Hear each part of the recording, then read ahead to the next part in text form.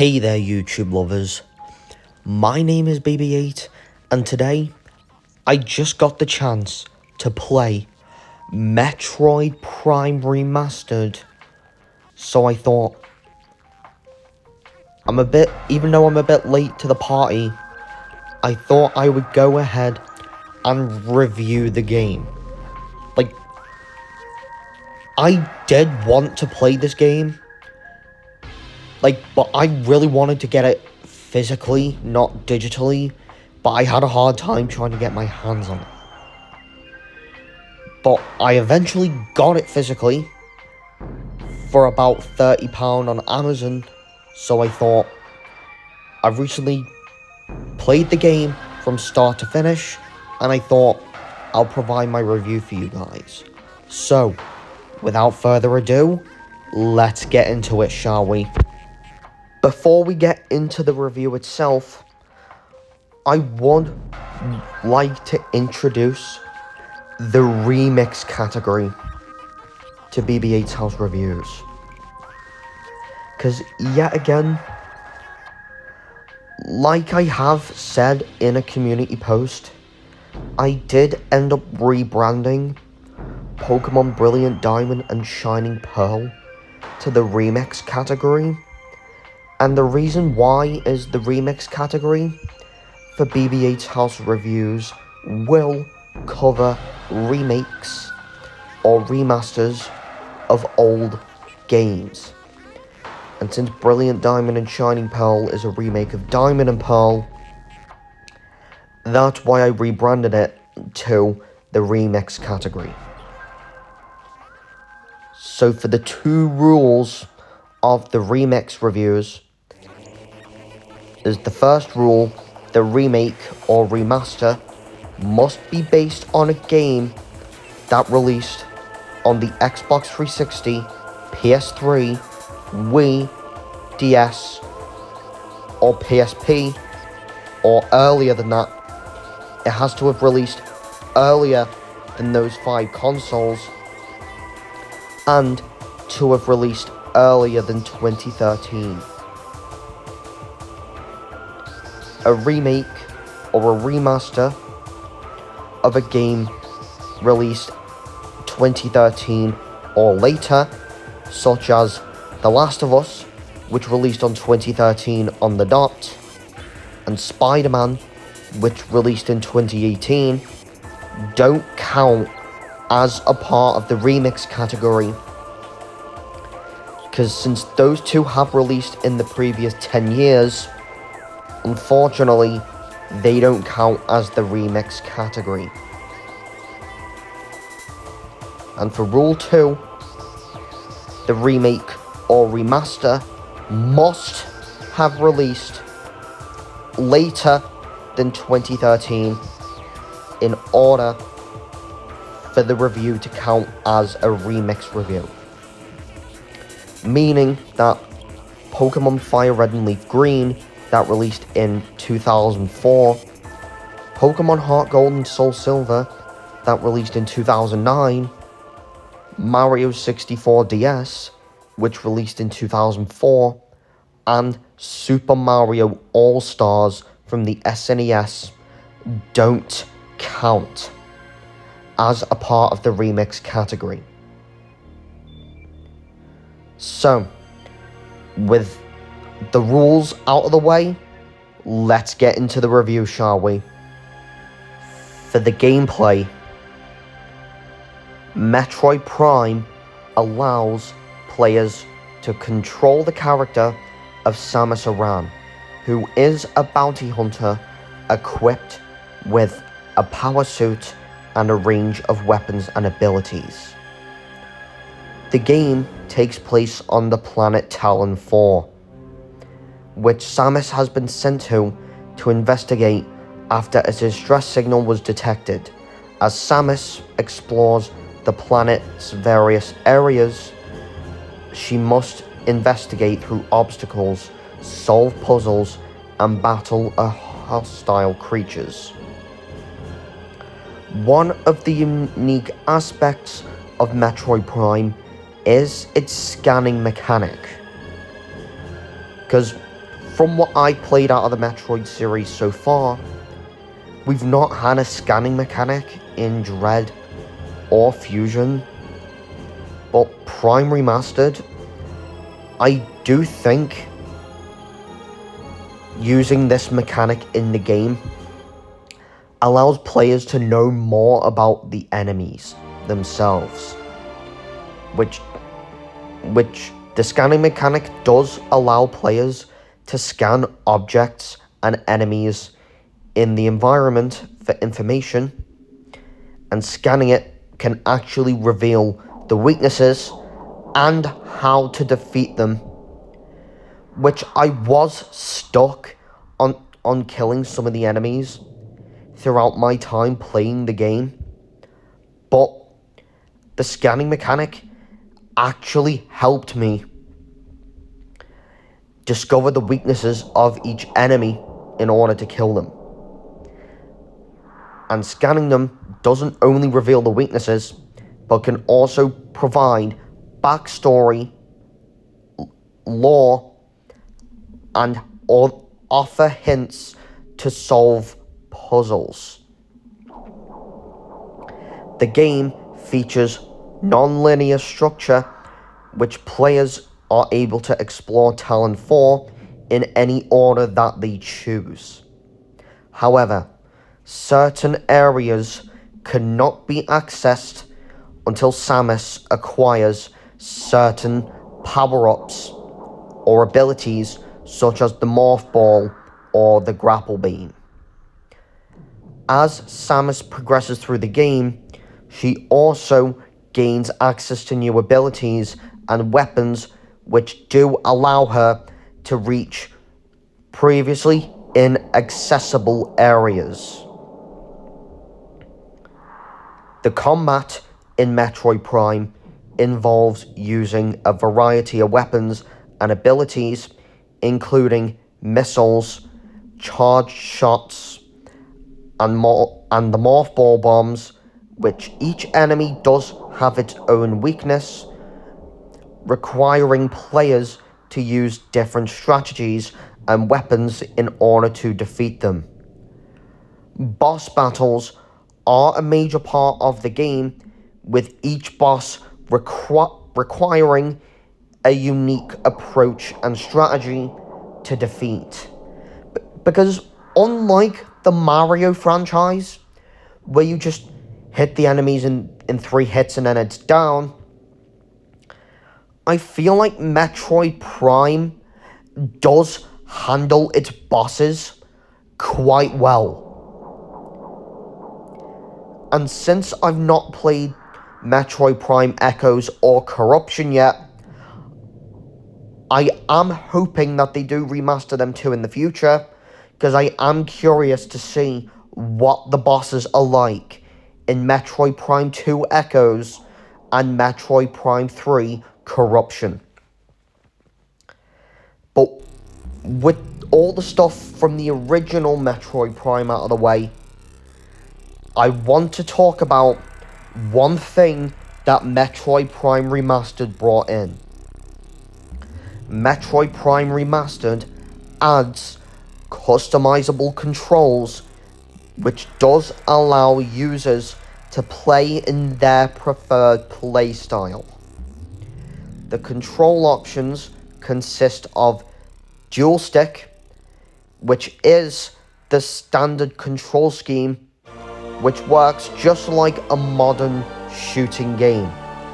So if you are worried about the controls from the original Metroid Prime, don't, because there's multiple options to choose from.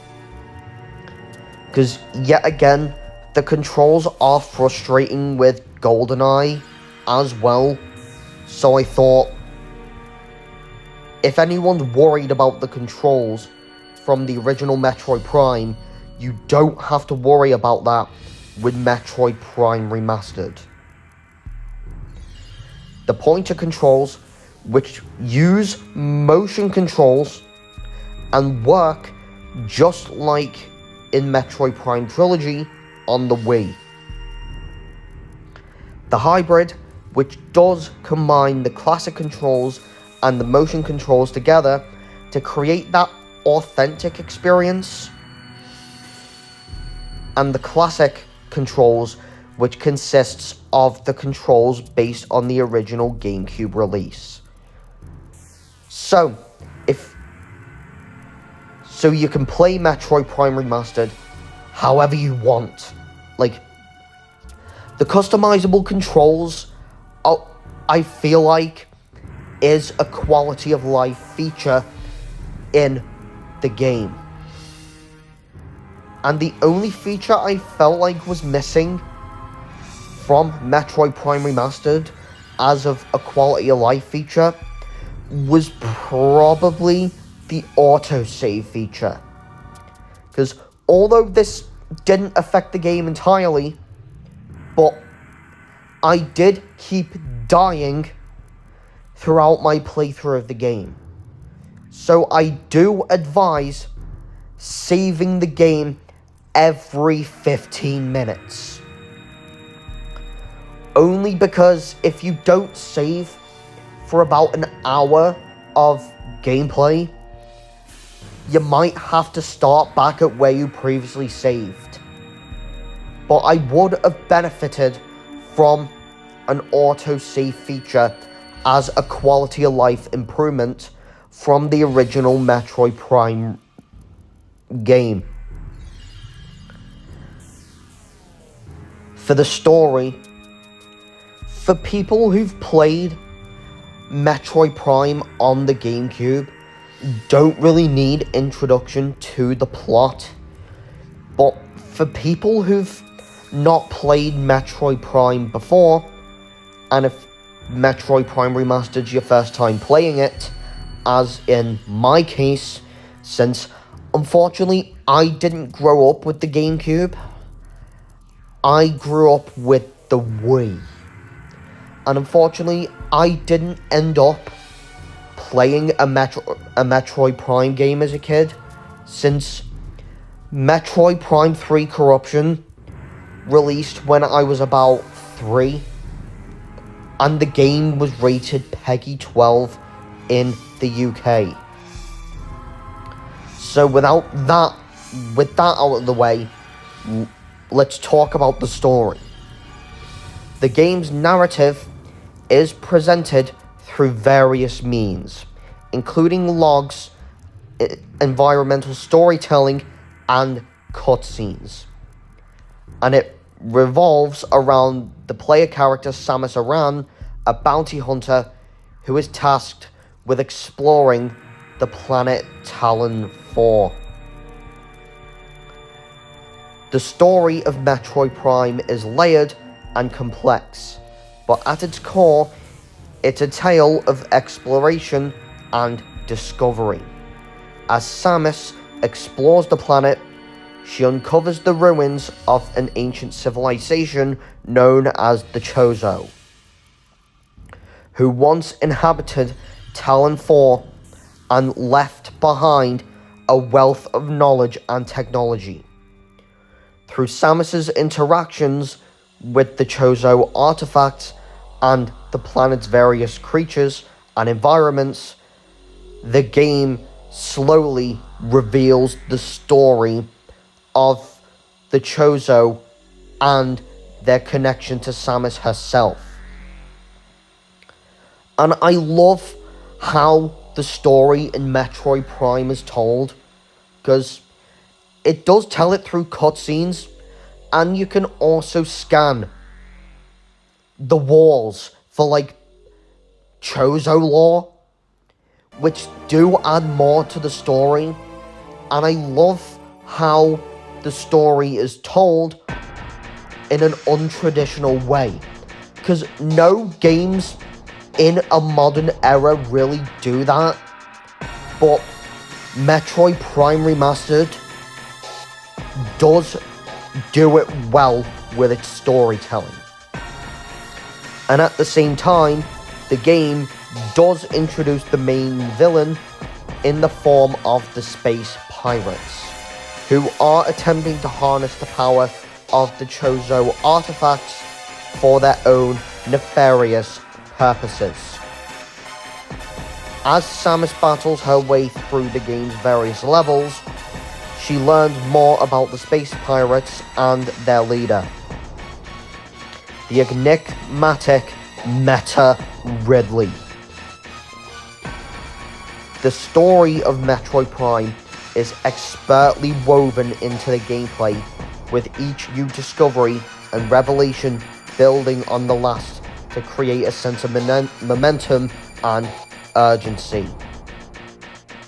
The game's final act is particularly memorable as Samus discovers the true nature of the planet's threat and faces off against a series of challenging bosses in order to save the day.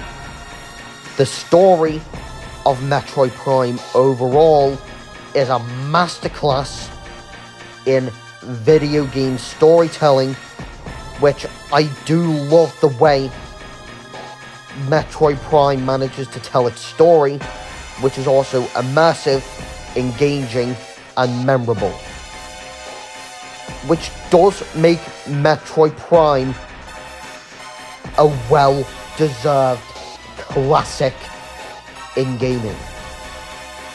For the summary, the gameplay, I'm going to give it a 9 out of 10.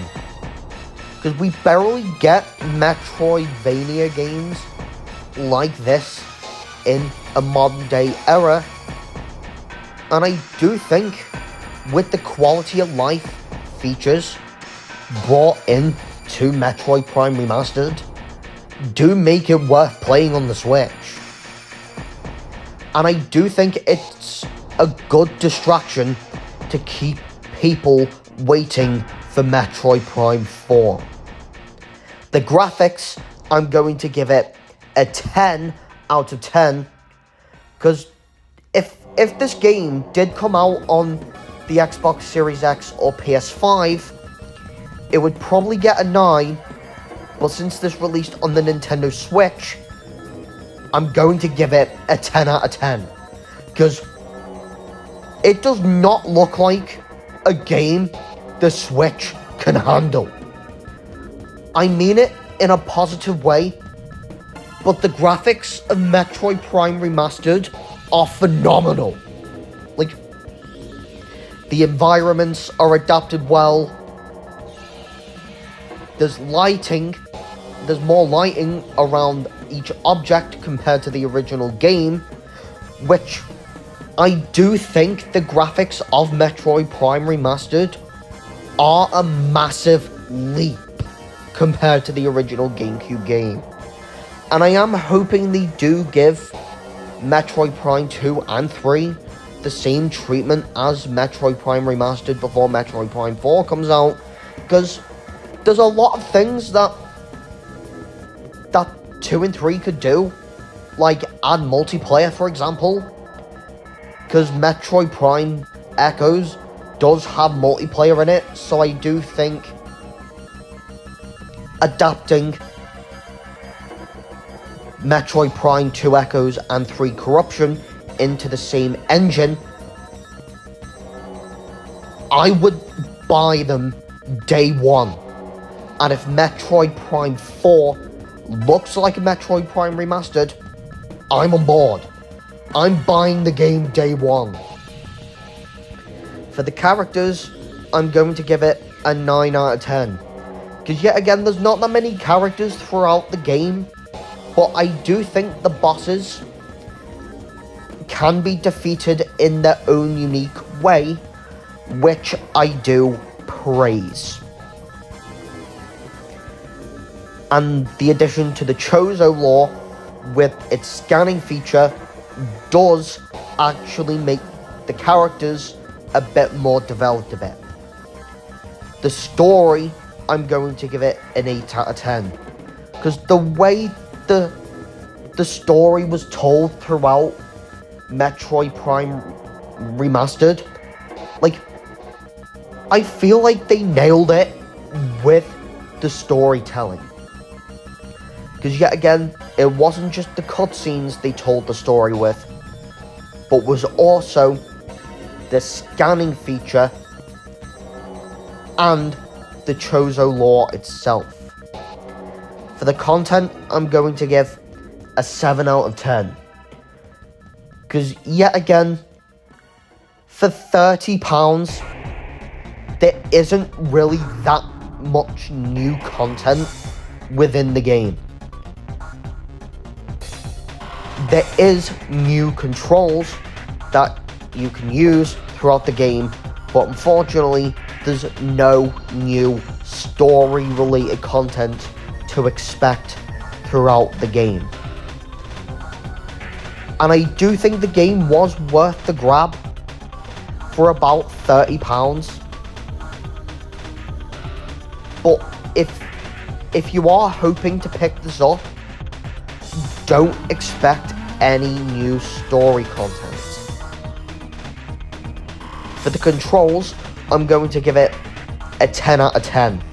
Because, yet again, they did add a whole bunch of new control options, which do make the game a bit more accessible to other players, and gives players a chance to play the game in their preferred play style. For the music, I'm going to give a 9 out of 10. Because the way the music was adapted here, I love the soundtrack in the game. I'm not gonna lie. And I do feel like the music was adapted to each environment quite well. With the locations such as Chozo Ruins, Magmore Caverns, the Phazon Mines, they all had their own unique soundtrack set, which I do think fits well within each area within the game. The difficulty, I'm going to give it a hard. Because, yet again, the game is difficult, no matter which difficulty you play it in. Since I played it through casual the first time, I am going to play the game again in normal mode, since I am going for the completionist by completing it in all 3 difficulties. I thought, no matter what difficulty you play it in, the game is quite difficult. For the length, I'm going to give it 20 hours. Because the save files in Metroid Prime aren't accurate to how long you've actually been playing the game. I think it's only accurate from the point that you save. And since it does pop up for around 12 hours on my save file, on my Switch profile, it appears with 20. So I just go with what was on my Switch profile and not my save file on Metroid Prime Remastered. For the audience, I'm going to give it a 12+. Because there is violence within this game. Like, there's no blood or gore or anything like that. But unlike Mario or Kirby, Metroid does have a bit more mature violence. But not quite there with games like Grand Theft Auto 5 or God of War Ragnarok, which did have detailed violence in it. Metroid Prime Remastered, I'm giving a 12 because it's just right for teenagers to play. And for the perk, it is rare that I give any game this perk, and this is the first of the remix category to make this perk, but Metroid Prime Remastered deserves its certified gold perk. Because Metroid Prime Remastered was definitely a deserved classic. Because I've heard everyone on the internet go on about the game being a classic for so long now, and with the game being ported to Switch, I finally had a chance to play the game, and I gotta say now, I loved it. Thanks to the great graphics, its unique storytelling, and phenomenal graphics, I do think Metroid Prime Remastered was deserving of the certified gold perk, and I gotta say now, Metroid Prime Remastered is probably the best Metroid game that I've played so far. And overall, I give Metroid Prime Remastered its well-deserved 10 out of 10. Metroid Prime Remastered was a blast from start to finish. The game looks phenomenal on Switch compared to the GameCube and the Wii. There may not be additional story content within the game itself, but thanks to its stunning graphics and customizable controls to fit the player's preferred playstyle if they came from either the GameCube or the Wii, I can safely say for now, this game is essential on both the GameCube and the Nintendo Switch, no matter which platform you choose to get it on. Because I've had a good impression with the Metroid games so far, and with this being my third Metroid game, I am really hoping they bring Metroid Prime 2 and 3 in the Metroid Prime Remastered engine to the Switch in the future. Because yet again, I will be coming back to this game. And I have to say, it's one of the GameCube's best games. And even if they give GameCube the £30 remaster treatment, I'd be fine with that over a Switch Online collection. So guys, what did you think of my review for Metroid Prime Remastered? Don't forget to subscribe to my channel, like this video, and turn your notification bell on so you don't miss another review in the future. And I will see you all in a future video. BB8 out.